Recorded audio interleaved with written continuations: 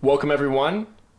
We've got a special guest today, a fellow peer at Yale University MBA program, Nikita Titov. Exactly. One of the most brilliant minds of our program, coming from, dare I say, may I mention, coming from Moscow, Russia, right? Exactly. And he coming to the United States to share his knowledge and experience in business, startup life, and commentary on the world as he sees it. Yeah, thank you for having me here. Thanks.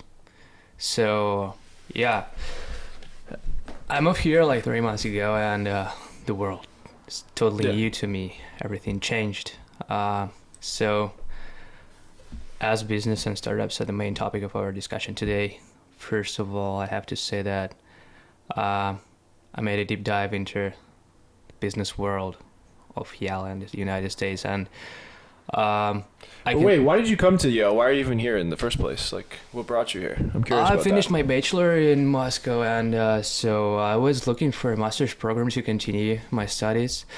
I didn't find any because all of those master programs were very narrow, I would say. So I didn't want to continue my studies only in finance because I don't want to be like a consultant, or I don't want to work in a bank. And I was looking for a good business program, and I found this MBA Silver Scholar opportunity at Yale, which is a great program for guys under 25 to apply for. And so I did this. Now I'm here. So my main goals are, of course, to continue my studies, to get some knowledge, and develop my startup here, network. I think the main thing you can get here is your networking, because the community is great. You can meet a lot of really interesting people from all parts of the world, and yeah, that is mind-blowing for me. I think the greatest thing about Yale is people. Yeah. Amazing. Which cohort are you in again? And for those that don't know, the Yale MBA program breaks up each year into 5 different cohorts that are designated by color. So there's red, blue, green, and then silver and gold. I'm in silver cohort. Each cohort has about, I think, 60 people, if I remember. Is it 50? Something like this. No, I 70? think more than 60. Something between 60 to 70. 60 to 70, yeah. So I'm in the silver cohort. And which cohort are you in, Nikita? I'm in green. So you're in the green cohort. I think 2 of my roommates are in the green cohort. So have you found most of the interesting people in your cohorts? How's it been? Or is it other places? I cannot say for sure because it's been only 2 months. I think that's not a lot of time to discover everything. And I can say definitely yes, there are a couple of guys to whom I have already spoken for and chatted and had some dinners, discussed some business and startups, and they're definitely very smart, intelligent, and very interesting people for sure, with a great experience. Yeah, I love them. Amazing, man. Yeah, I agree. I think there's a lot of really great people here at Yale, not just in the MBA program, but across the entire campus. Yeah, sure. Speaking about college, those undergrads are great. They generate so great ideas. They're unstoppable. When you chat to them, when you go to the ICT center, yeah, it blows your mind away. Like, I can imagine that. I think there are a couple of unicorns now to be born there. I hope so. I know we've had a couple. I know April Koh came in 2 weeks ago, I think, 2 or 3 weeks ago, and she was really inspirational to speak about her. That was startup. a great meeting. That was a great meeting. I saw you there too. Yeah. Yeah. Her company Spring Health, which I think recently raised money at a $2 billion valuation, and she co-founded the company here at Yale with a PhD student, focused on mental health space, and so she's done a great job. Yeah, one of the things I remember about you, Nikita, is when I think shortly after I met you. Tell me. Yeah, you mentioned how, I think you said that something very audacious, that you wanted to become a billionaire by, I don't know if you want to share this online, but like you wanted to be a billionaire by like 30 or 40 or something. Is that true? Yeah, that's true. I mean, I tried not to set those frames, but yeah, I mean. Okay. So I was curious about that. I wouldn't say that I want to be a billionaire. I would say that I want to make a unicorn. That's a bit different. That's a bit different. Okay. But that's not about the money. That's about the impact you bring to this world. So the idea is, and the aim, the main goal is to create a startup, create something new, unique, which there's some product which would be used by billions of people all over the world. And just I can imagine like getting up one day, taking some coffee, going outside, sitting on the balcony, seeing a beautiful view, and understanding that, wow, maybe like 3.5 billion people are now using my whatever app, product, site, whatever. And so that at this point, I will you be basically happy. want to wake up and be Mark Zuckerberg. Is that what you're trying to do? I think even more. Even more than Mark Zuckerberg. That's true. He's gone down a lot this past year. Yeah, like I will admit. less 100 billion. Yeah, man, Yeah, that's he's crazy, down 100 yeah. billion last year. Yeah. He's still obviously extremely wealthy and extremely powerful. But, Zuckerberg's had a tough year. I can imagine feelings of Elon Musk when he comes to the SpaceX center and he sees all of this. I think that's a great feeling, because you can understand and realize that your impact is unbelievably great. I think that's mind-blowing. That's really cool. So that's the goal. And there's a rule in this life that if you love something and you do it for 100%, you know what you're doing and you want to make this world a better place, the success then will come. And with the success, the net worth comes. It grows steadily, unstoppably. And so I'm working on my startup now. I wouldn't say that it's like I wouldn't say that it's a huge platform or a totally new product. I would say that it's more a great and very expensive feature to be integrated in some AAA service. I'm speaking about Lookie. But after this project, there's gonna be a new one. Why don't we tell about the audience a little bit about your startup? But Lookie. Yeah, Lookie, right? Yeah. Lookie. Yeah, Lookie. Movies for mood, exactly. Okay. So tell us about that. Actually, I'm kind of interested. Oh, that's that's my baby. Okay. Yeah. So the idea was born maybe like 2 years ago during COVID.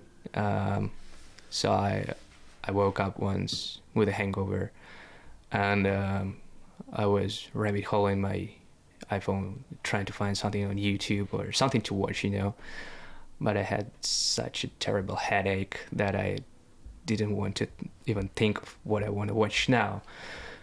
And I thought at this moment, wow, that would be really cool if my phone was my friend and he would know what to suggest me. So that was the first idea.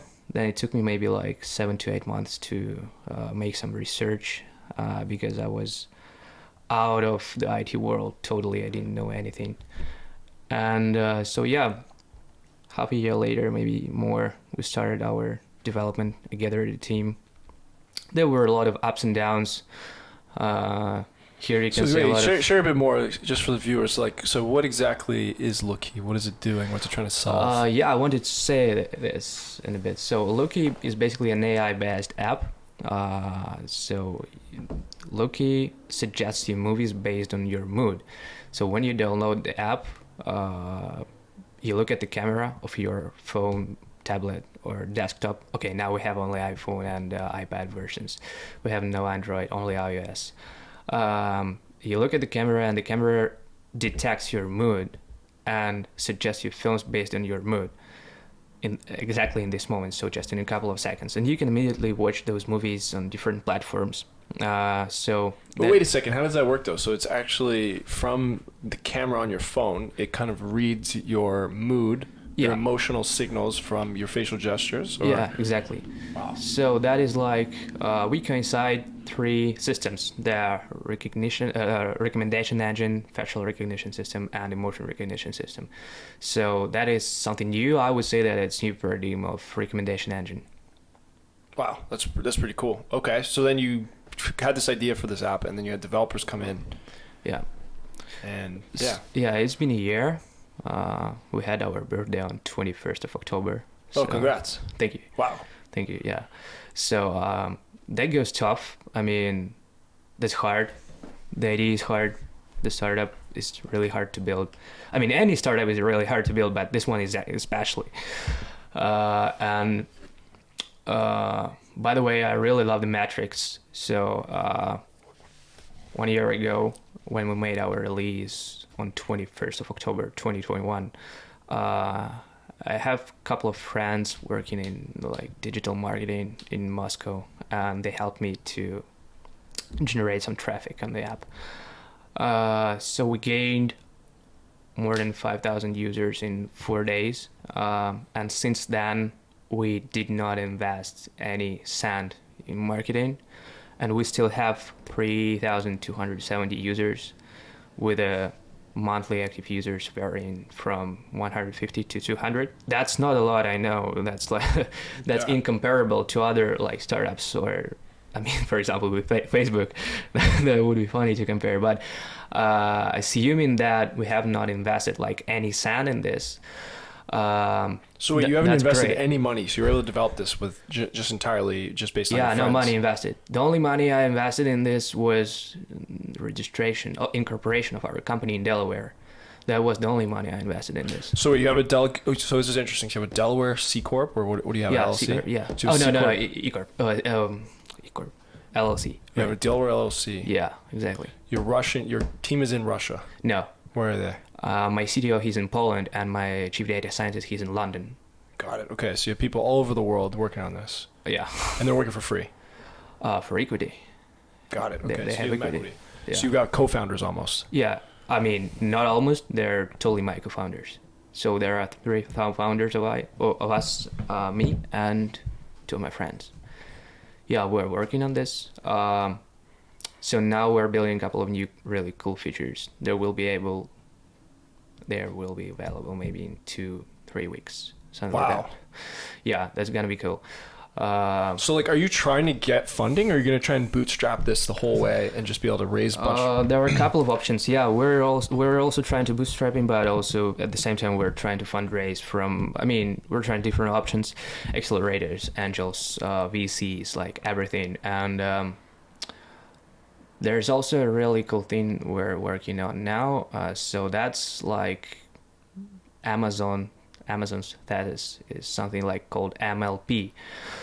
You know what is MVP, of course, minimum viable product, but there's also like a status of MLP, minimum lovable product. So you can test a lot of hypotheses with it. So without even having a product, just conduct a really huge questionnaire and Sorry, can you say that again? MLP. Yeah, exactly. Minimum lovable product. So you test the hypothesis if people lovable. love it. Yeah, lovable. If people love it or not. I mean, just bring your idea to a questionnaire and give it to your potential users. To your total. I mean, when you build a startup, you have to know your total addressable market, and just test it. So you're saying like an MLP is a step below in the development process than the MVP, or no? I would say that it's on the same stage, but MVP, of course, is the main one. But okay. MLP has to be conducted at the same time with MVP. It does not have to be conducted, but why not? Since you can test more hypotheses and get more information. Huh, interesting. Why not? Okay. Yeah, that's kind of interesting. Yeah. So do you see like Lookie being the vehicle? I mean, you've got the LLC, you've come to the United States from Europe, your team's in other parts of Europe, and now do you see Lookie as being the vehicle to take you from Nikita Titov, right, to multi-billionaire? No. Okay. I can explain this. So that's not. So when I even speak to different investors, as I told you before, maybe like 10 minutes ago, I don't see Lookie as a unicorn company. It is not. I see this as a really, really expensive feature to be acquired by maybe Netflix or Prime, whatever. So it can be worth like 150, 200, 30 billion or $30 million, but no more, because we still have to redirect our users to some platforms, and they have a lot of resources in compare with that. So, for example, if I would try to make a feature of playing movies inside my app now, it's almost impossible because I have to buy a lot of rights from different online theaters, and that's too costly. I mean, that's gonna be never profitable. That's impossible.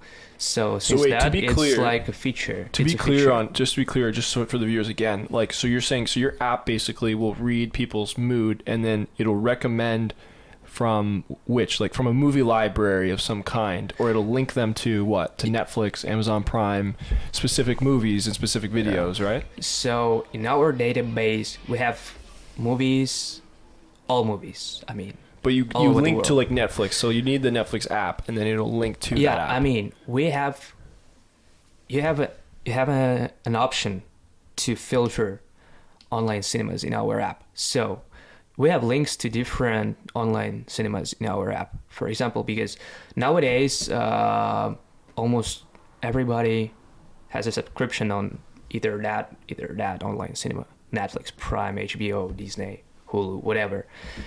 You just press the cinema you have a subscription on, and you will be recommended films only from this online cinema. But that is not the main idea. The main idea is the technology itself, because you can bring this technology to all other spheres: music, books, food. Because now is the time of recommendation engines, and I mean, maybe like even 10, 15 years ago, your smartphone was just a gadget, that was just a phone. But now, that's a part of your body, because it's all personalized. You have all apps in such a position that you like, so it makes very convenient for you to use it. It's like the continuation of you. And that's all about recommendation engines, because everything has to be personalized. You have to be recommended personally the content you would like: films, music, books, whatever. So, I think I'm pretty sure you've seen a film, Iron Man. I haven't actually, no. Oh, you haven't seen Iron Man? No, I'm not a big, this is Marvel, right? I'm not a big Marvel. I'm not also a fan of Marvel. I would say that I even hate it, but Iron Man, I thought you've seen it. Okay. No, I haven't, no. There was a really cool moment in this film when Tony Stark was walking down his lab, and he had a Jarvis there. Jarvis was like an AI robot, I would say. Something in there speaking with him. And so this robot, he knew Tony Stark like 100%. Like, he was his brother, I suppose, something like that. And I think that's going to happen like in 10, 15, 20 years. And what we're building now is the first, maybe very small, but the first step towards it. So you think that this company could be $100 million, $200 million company? Yeah, can be. Amazing. If the technology will be brought to other spheres. The main thing here are not the movies. Movies are shit. I mean, the idea came first about movies, and why we decided to use movies, because it's the easiest data you can get. All of the APIs of, for example, of IMDb, they're all open. You can use them free. For example, you cannot do this with Spotify or iTunes. You cannot. But with movies, easily. So that's great. That's a great point to start with. But the main value here is the technology itself. When it's going to be developed, that can worth $150 million. I'm pretty sure. So now we're working on new features to bring new value proposition to the company, and that will help gain more users. With more users, we'll gain like a lot of traction. At this point, the moment of monetization will come, because we'll be able to charge them and turn on, for example, subscription, make freemium, and continue with this, generate some revenues, even non-profitable. But since you have some revenues, you can speak with investors and just show them, okay, we have like $50,000 revenue this month, we have like $65,000 revenue next month. Give us a couple of $1 million and we'll make like a couple of $1 million revenue, because we need to expand different other markets, maybe whatever. Yeah, so that's the plan for now. Goes hard, because the team is small and we need more developers. Especially we need more money to advertise it, because when it comes to apps, the only thing you can gain users is by using digital marketing, and it's really expensive, especially in USA, for example, compared with Russia, because I have experienced generated traffic in Russia. It's like maybe 3 times less expensive than here. Yeah, no, that makes sense. It seems like you guys need some capital sooner than later. Yeah, we need to. We need try to scale the business. Working on it now. Yeah, we're working it now. How's the Yale ecosystem been for you as an entrepreneur, as somebody involved in the startup space? Have you been feeling supported? Do you feel like there's a lot of resources here for you? I can say that yes. Before I came to Yale, so I spoke to different guys who were already here, and they were like telling me that the startup club is shit, and it does not work in the way it should work. There are not as many opportunities that there are supposed to be. So I was like, okay, we'll see. But when I came here, I just realized one thing: if you want to do something, just be fucking active, and you'll see a lot of opportunities. Just do networking, speak to a lot of people, visit different events. Even if you are tired, just get up in the morning and go there. Stay there till late evening. Speak to all the people, and you'll like follow all the links you are given to follow. Register everywhere, attend every event, and you'll see really a lot of opportunities. So I mean, the City Center, great community. Entrepreneurship club. I mean, I didn't know how it's called, but it's downstairs at SOM School of Management, like base floor, the basement. I've just been there today speaking to Samantha Hempworth, I suppose. Mm-hmm. Yeah, she's great. She gave me so many opportunities today, and you can do this every day. I believe that every business and everything is built on networking, because it's just the fact of this life. I mean, if you want to do something, even if you're a fucking genius, without friends, without networking, you'll do nothing. So networking is sales. Yeah. That's what I believe. Yeah. Also, yeah. Right. Yeah, meeting as many people as possible, making as many opportunities as you can, and then once you have those opportunities, it's about presenting yourself in the best light and getting people on board. Exactly, yeah. That's the hustle and grind. Here's the thing: here's what I want to understand is so why are you so motivated to do this? Like you mentioned before, you want to make an impact. You want to have a large amount of wealth. Is it about the money? Is it about stuff you want to buy? Is it lifestyle? Is it impact, the ego? Why is that? It's not about money for sure. It's not about ego. I don't know. It's about bringing some impact, yeah. I mean, I just want to feel it. I don't need You want to feel what? I think I'll be very calm when I realize that I made this. That's just like a challenge. I mean, why not? What else should you do? I mean, that's what I've already said. If you do something 100%, success will come. That's the same with poetry or musicians or startups, sports guys, sportsmen, sportswomen. So if you follow your dreams, you'll be at the top once you reach it. And speaking about startups and this building a huge empire, it's not about money, because nothing's gonna change. I mean, for example, if I would have now $2 billion, I'll still get up tomorrow in the morning, I'll grab a coffee and I'll go to SM because I need this. And my day will not change at all. It wouldn't change at all? No. Maybe the weekend. Yeah, I'm pretty sure. Yeah. So, yeah, it's all about... Maybe the car you drive? I'm not sure, because when you dream, it's one thing, but when it comes to really spending your money, which you made, it's a different thing. I'm not sure that I would be ready to spend a couple of $1 million for a car. I'm not sure. $2 million? What kind of car are you trying to buy? Let's not speak about cars. Oh, really? Okay. Yeah, I mean, I just respect that because I've noticed that within even the Yale community, the MBA program, there's a lot of people that are pretty comfortable with just taking the traditional career path, which I want to hear your thoughts on too. You know, getting into just the next step. We've talked about this in prior episodes, whether it be consulting, which is probably the bigger one, tech. I cannot understand all this these at corporate types of jobs. They're very cushy. You know, you make a good salary, and you can work your way up the ladder.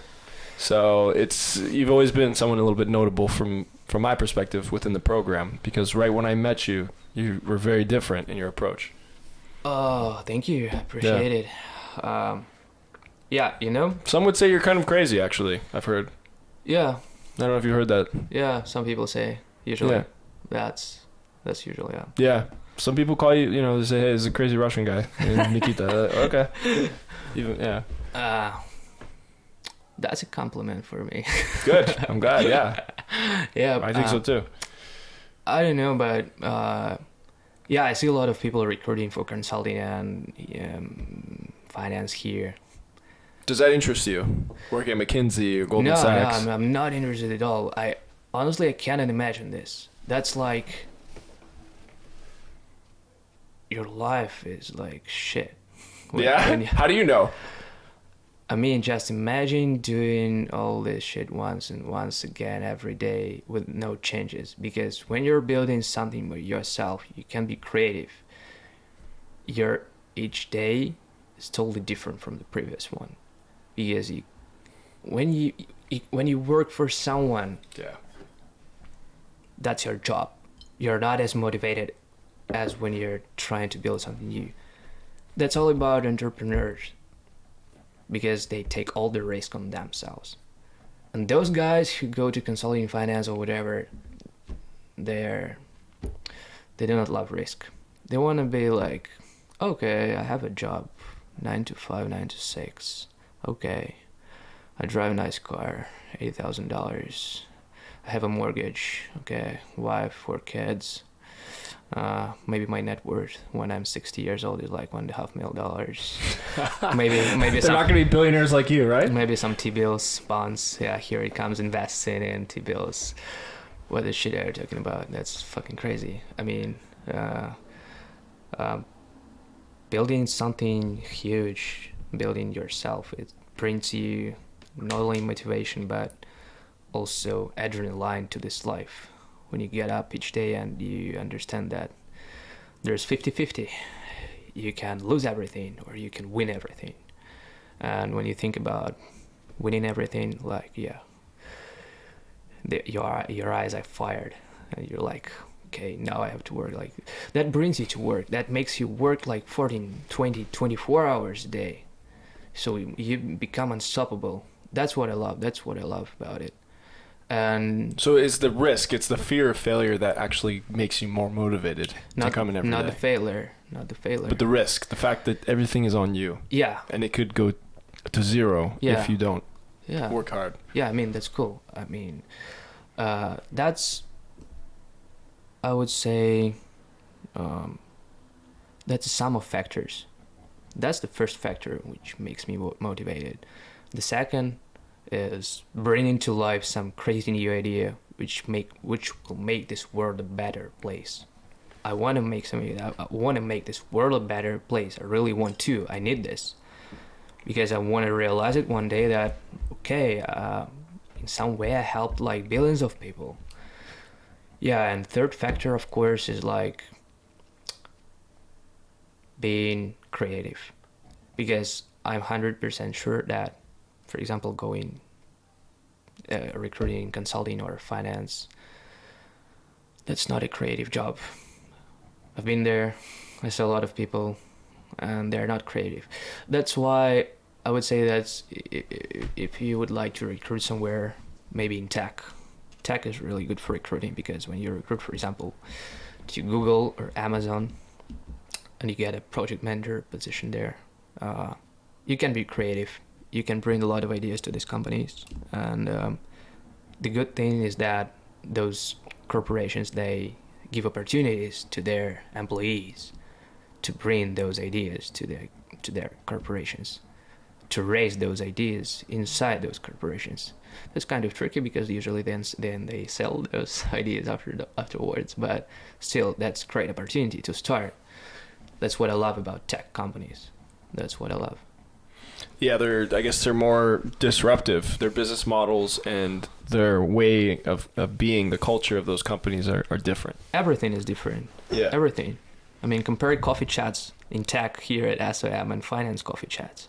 I haven't been to either. So have you? How's that been? Man, I haven't done any of these coffee chats. Yeah, I attended a couple of coffee chats in tech, and those were great. I mean, those were very interesting. I met a couple of people from Google with a great experience. They told me great stories. They told me about their experience, how they got into Google, what was their path, what did they do there, what projects they did. And then I attended a couple of finance events where, I mean, maybe for 2 hours, the guys, second years, were explaining to first years how should they dress to those coffee chats, which suit they should put on, which shoes. And I was like, for real? Are you explaining me how to book a slot, how to write a letter to a second year student to have a coffee chat with him? Are you kidding me? Oh, so they're explaining how to have a coffee chat With the second years. with a second year MBA student. So you're not even with the company. Yeah. And I was like, dude, stop it. Please stop it. Oh man, for any of the second years that end up watching this, I mean, no insult here, no offense. Offense. No, that was just.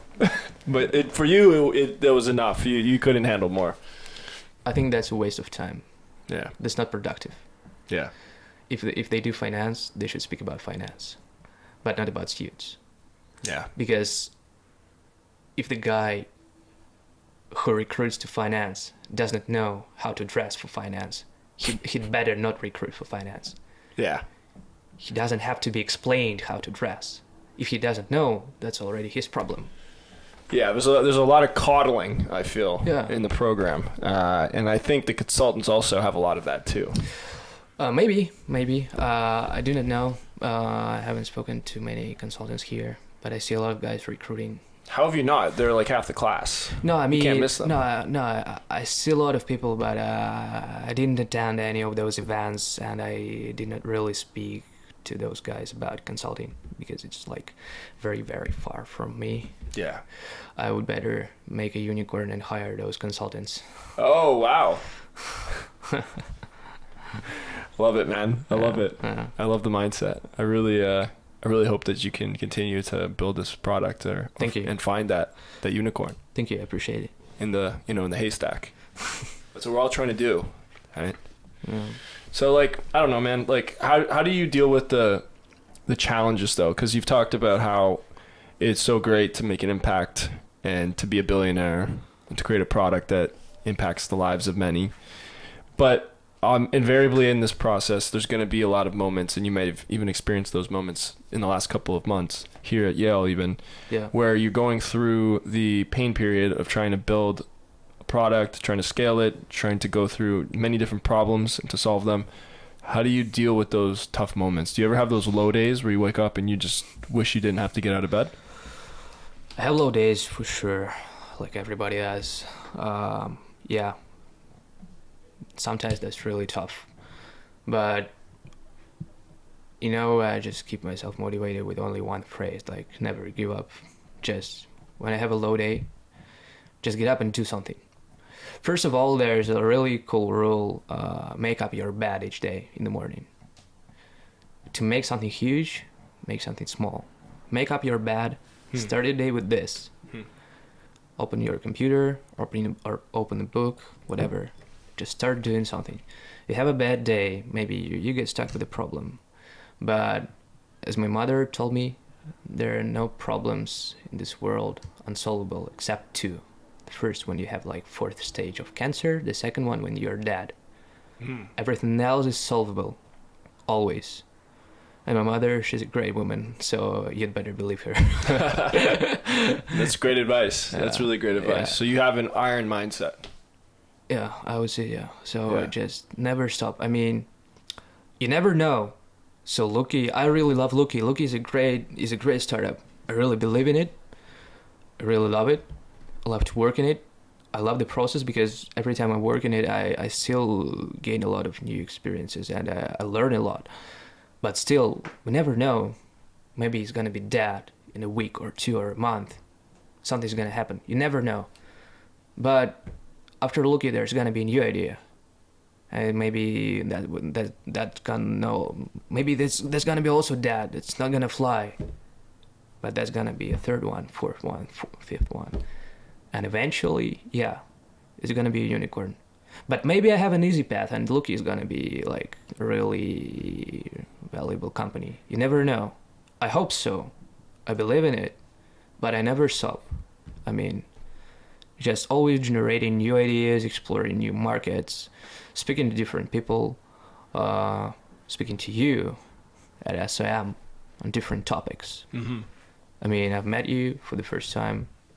You're a new person in my life. And still, I have already gained a lot of new information from you, which is cool. That's what I try to do every day. Like what? I'm curious, actually. About your startup, for example. Yeah. About healthcare. So I was not into healthcare really. I was not thinking of it. But when I came to Yale, I saw a lot of people here caring about healthcare, especially you with a startup, which is really great. That's kind of new sphere to me. I was not really thinking of it. And now my mindset a little bit changed. So I started seeing a lot of different aspects in this market, you know? Because I see that there are a lot of money invested here in US now, especially healthcare, like this mental health, etc. You saw April Co. Yeah. The meeting we've attended. Yeah, she's great. The company is also great. I love it. Yeah, I would say that's maybe time now to make something like work-life balance tech, something like that, because we're all in a rush every day. A lot of work, a lot of studies. Still, you wanna somehow to meet your friends, go out. I think there has to be a really cool app for this to make your work-life balance better. Maybe something like that. That's so true. I feel like it's so hard right now with everything related to technology, with all the notifications, with all the apps, even within the MBA program. We always use Slack. Those emails, Slack. Then we have the email lists. That's crazy. There's like 12 email lists from all the different Yale subscriptions and newsletters. Mine goes crazy, yeah.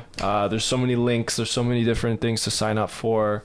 There's the WhatsApps, obviously, and then there's all the social media, Instagram, and all that stuff.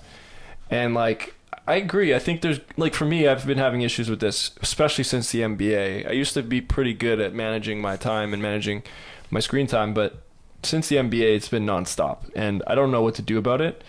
And I've always wondered, is there a way for an app or some sort of technology to sort of help to manage the flow of all these notifications? Like, if there was an app that could actually see my calendar, and so if I'm having dinner with a certain person, that it stops most of my notifications except for emergency or something, like automatically. Like, I use the focus mode right now because I have an Android to turn off a bunch of apps when I'm in a certain situation. But could that happen automatically? Like, there's got to be a way. There's got to be a way to manage all this stuff because it's out of control. I think there's a way. I think so. Yeah. But that's again about recommendation engines. Recommendation engine of notifications, I would say. Yeah. You have to think about it. Yeah. I mean, there's definitely a way everything can be done. If you wanted to, you can go to the moon. I mean, everything's possible. So like maybe Lookie could have a second functionality. Maybe, yeah. One of them is just like how to like just zone out and watch movies, and then one of them is like how to actually get focus. Yeah, that sounds like a killer feature. Maybe. Yeah. Maybe. Could you get your engineering team on that? Could you get your engineering team on that? I'll speak to them. Maybe.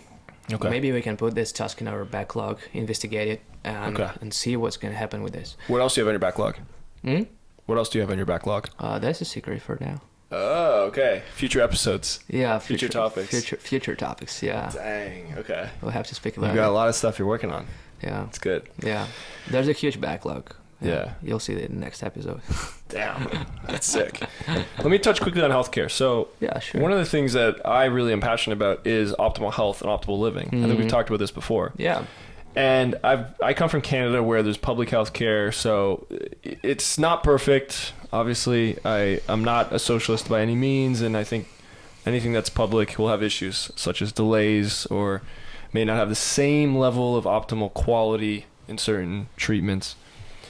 But when I came to the United States, I really started to think this thing is messed up, because I would have friends that would be doing very simple procedures and they would tell me the cost of these procedures, and it just seems ridiculous for simple things like going to an emergency.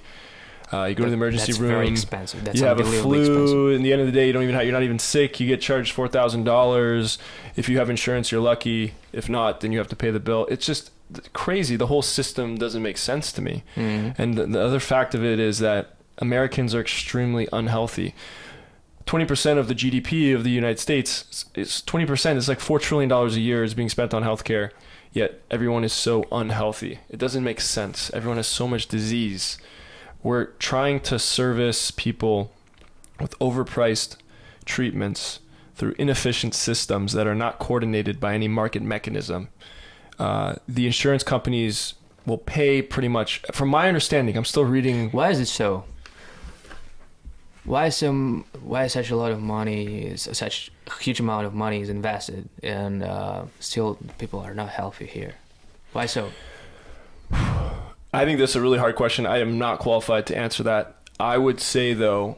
But since you're building a startup in healthcare, you have to assume something. Of course. Yeah, I have my intuitions. And one thing I would say about the healthcare system is that it's extremely, it's not a competitive market, in that the healthcare providers, so whether it be the doctors, the clinics, the hospitals, they can pretty much charge whatever they want, and there isn't much transparency on what they're doing.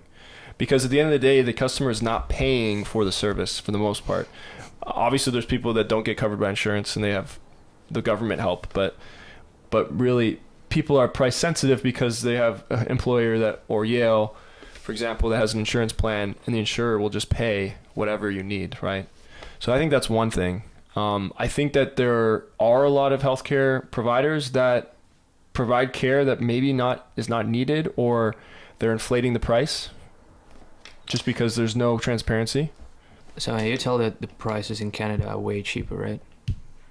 Yeah, I mean, if you look at the stats, it's... Why don't you bring those doctors from Canada here?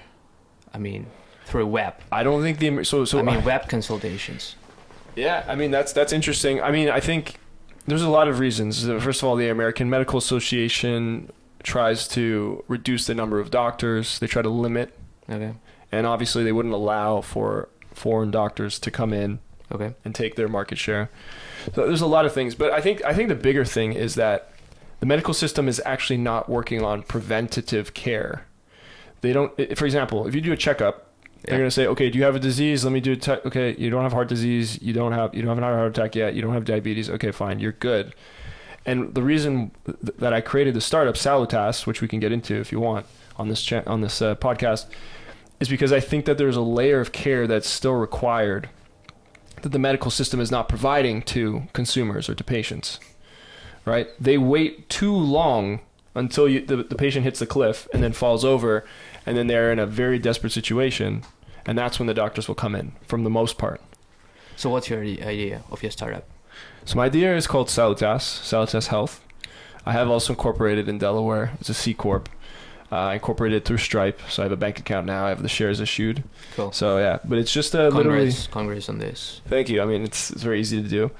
Still, it's a small achievement, small step forward. Small step forward. So I paid the $500.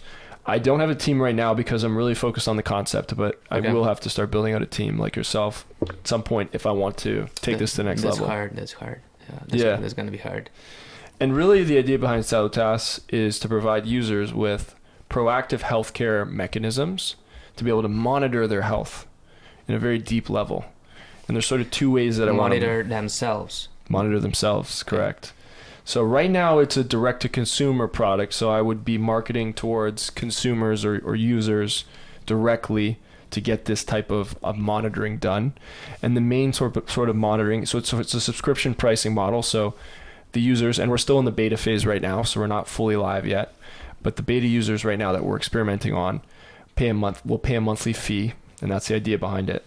And within that monthly fee, they'll have access to an app that will summarize their health picture. And part of that health picture that we obtain is through blood draws.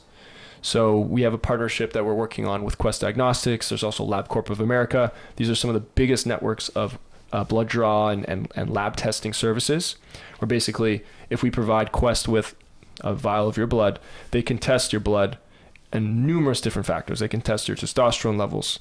They can test your total cholesterol panel, your inflammation factors, your blood glucose levels, your prediabetes factors. There's a list of 45 different biomarkers that they can test. Cool.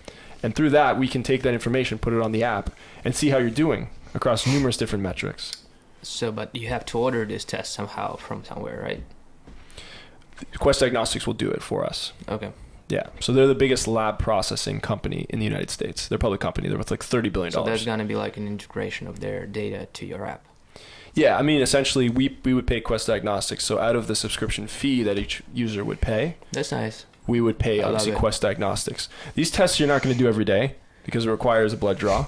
So it would probably be most frequently every 3 months. But what's the value proposition of this? So you just bring some information about health to the user or something else? For example, okay, I know, for example, a friend of mine uses your app, and so he saw that he's not healthy. He has a disease. Will you provide some options for him to cure this disease or not? So I'll tell you exactly what we do. We don't deal with disease. We believe that disease is too late. If you have a disease, go to a doctor. Okay, right? got it. We're trying to provide another layer of care below that threshold. Okay. So a doctor, for example... So you just track every day, for example, your health, your mental health, and all of this, and you do not end up having a disease because you track. So here's my belief of the problem. My belief of the problem is that a doctor will not provide you with care. For the most part. I don't want to hate on doctors, by the way. My uncle's a doctor. No, that's in Boston. true. I'm trying to cure my back here, especially at Yale Health, and that does not work. Okay, what happened? Tell me the story. I just had an injury maybe like a year ago, and I have some problems in my back, in the muscles. And it's been a year already. I cannot fix it. And I thought that, okay, I'll come to Yale. They have a great Yale Health Center. I'll go there and everything's going to be good. But no. What happened? I was just wrestling, and maybe, as a doctor in Moscow told me, maybe I broke like 32 of my ribs, and it seems that some nerve got stuck in those ribs. Maybe it is, maybe not. But what did the doctor say? So did they help you? No, I visited maybe like a couple of dozens of doctors, but no one helped me, like nothing. I got maybe like more than 20 injections back in Russia made in my back. Nothing helped. So, and here at the Yale Health Center, I went to a doctor, I went to a physical therapist. So I made a couple of appointments there, but nothing helped. So trying to figure it out now still. But so since I have this with me, I really understand how valuable your project is. And yeah, I mean, good luck on this, because that sounds great, and I would definitely use it, because that's really important in everyday life, since we're all stressed and we're always in a rush, as I said before. Exactly. Yeah. You have to track your health. You have to, because part of what really inspired me to try to build this app and this company is seeing all of my peers, because I used to work in investment banking, and then I was working as an entrepreneur, traveling the last 4 or 5 years, working on ventures, doing business trips across Europe, Latin America, Canada, United States. I was all over the place. My own life was a mess. I was running marathons. I was training heavily. I was in good shape. But internally, I was not in a healthy state because of the stress I was under, lack of sleep, all the lifestyle factors that we go through. I was eating pretty well, but so imagine that. And then imagine all of the other people that are working, as you talked about, in very stressful jobs, consulting, investment banking, anything, even working minimum wage, I think nowadays is stressful. It's stressful. Life is stressful these days. Everything's expensive, inflation, everything like that, social media. So people live under a constant state of stress. And stress causes inflammation, and inflammation is a precursor to many of the diseases, For sure. including diabetes, Yeah. inflammation, heart disease, etc., etc., etc. Neurological degenerative diseases like Alzheimer's, Parkinson's disease. My father was diagnosed with Parkinson's disease last year. Oh my God. Yeah. So I'm sorry. yeah, and it's these types of ailments, I think, are caused by a large portion of it is the toll from our lifestyle. And I think that we can start to track those effects earlier on. We don't have to wait until my father gets diagnosed with Parkinson's or with someone you love gets diabetes or heart disease. That's a great point, because of speaking about me, even I'm really stressed like all the time, 24 hours a day, 7 days a week, 365 days a year. Like I would love to get literally to get you on the beta program and to do a blood draw and to actually get Quest Diagnostics. I would go for it, definitely. I would like to help you, and we'll look at we'll see what areas of your biomarkers are in optimal shape, because I'm sure you're still quite young. I'm sure there's numerous factors that are still optimal shape. I hope to God. I mean, thank but you there that I'm may still be, young. Yeah, I mean, how old are you? 24. Yeah, so you're 24, so you're still very young. But even 24 to 30, a lot of things can go out of whack, even for myself. A lot. Especially when you're stressed and all that. So I would love to go through that and to see if there's some of those factors that need improvement or maybe even are in the red, and to see how we can put together some action steps over the next, say, 3 to 4 months to see how we can improve those. And we do another blood draw. We can go from there. So that's kind of the idea behind Salutas, is to give people in one app a way to measure objectively how they're feeling. That sounds great. Yeah, because a lot of people, they say, oh, I feel low energy, I feel tired, or I feel maybe even depressed, or I feel sick, or whatever. They have to investigate different apps for sleeping time, There's a great app called Luna, made by Belarus guys. So those guys, they sold Masquerade to Facebook maybe like 8-10 years ago already. No, I think less than 10, for more than $300 million, I suppose. And so they started building a new project, a Luna app, which helps you to fall asleep with different sounds, different pictures. I love all that stuff. This stuff, I always listen to nature music before I go to bed now. Yeah, you have to look at this. Yeah. Make a research. That is great. Also, speaking about Andal is also some kind of this. Those two startups are really great. And those guys from Luna, well, I really love them. So they won twice, I think, the best designed app by Apple award. Amazing. 2 years in a row, I suppose. Well, I hope Lookie's next. I hope too. Sounds the same. It does. Lookie, Luna.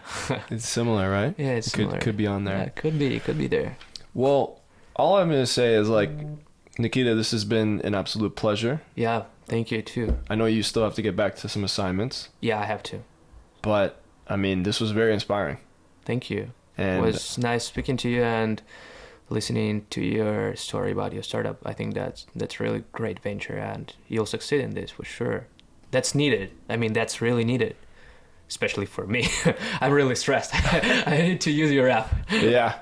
No, I hope so. As you said, it's about never giving up. And this one may be successful, maybe not. But the commitment to being an entrepreneur, I think, it just requires consistent and persistence. Hope to share the first rows of Forbes with you in a couple of years. Love it, man. All right, dude. Well, I really appreciate it. I don't know if we'll get to that stage too soon. It's gonna be a long road up, but I'd love to see you on the Forbes billionaire list. Say, hey, that Nikita Titov was my classmate at Yale, and I don't know if I'll be getting there, but if you get there, then I'll give you a call and we'll all be there, bro. We'll all be there together on your yacht. Yeah. All right. Thanks for the time. Thank you so much. Appreciate it. All right.